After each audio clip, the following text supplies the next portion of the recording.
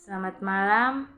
Baik, saya atas nama Maria Enjeni Siki dengan MPM 33220109 kelas 3C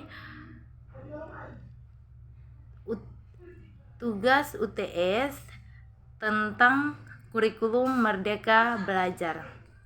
Yang pertama itu pengertian Merdeka Belajar.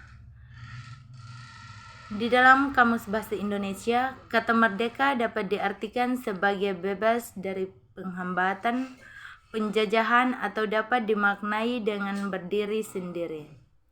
Dalam bahasa Arab, kata merdeka artinya bebas dari segala bentuk pengikatan diri terhadap apapun.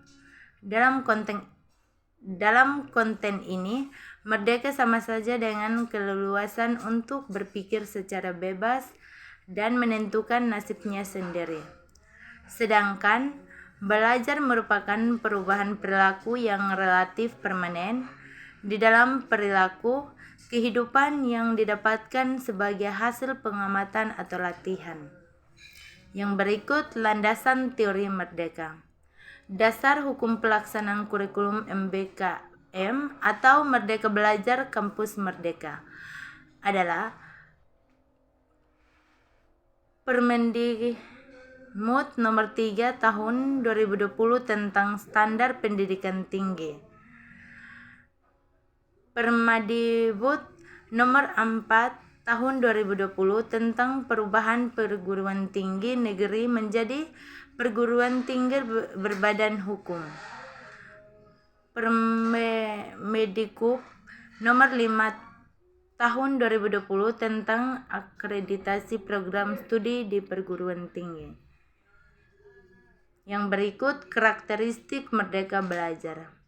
Ada beberapa karakteristik utama dari kurikulum ini yang mendukung pemulihan pembelajaran antara lain. Yang pertama, fokus pada sistem esensial sehingga pembelajaran lebih mendalam.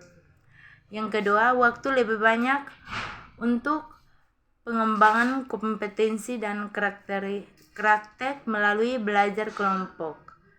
Yang ketiga, capaian pembelajaran per fase dan jam pembelajaran yang fleksibel mendorong pembelajaran yang menyenangkan dan relevan dengan kebutuhan pelajar dan kondisi satuan pendidikan.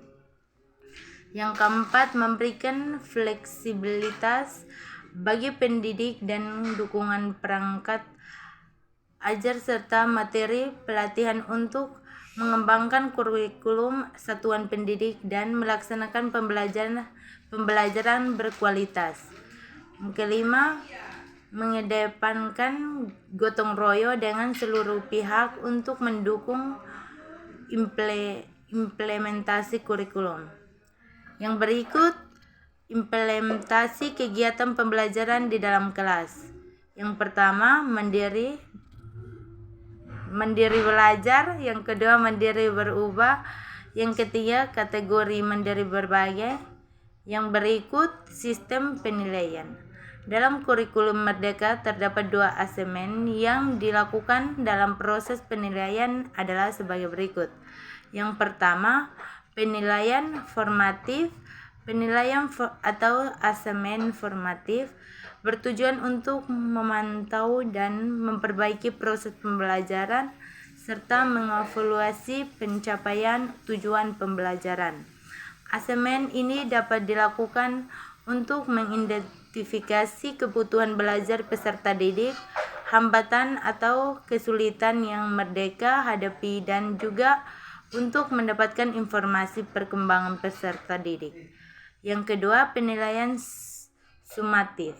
Penilaian atau asemen sumatif pada jenjang pendidikan dasar dan menengah bertujuan untuk menilai pencapaian tujuan pembelajaran atau peserta didik sebagai dasar penentuan kenaikan kelas atau kelulusan dari satuan pendidik.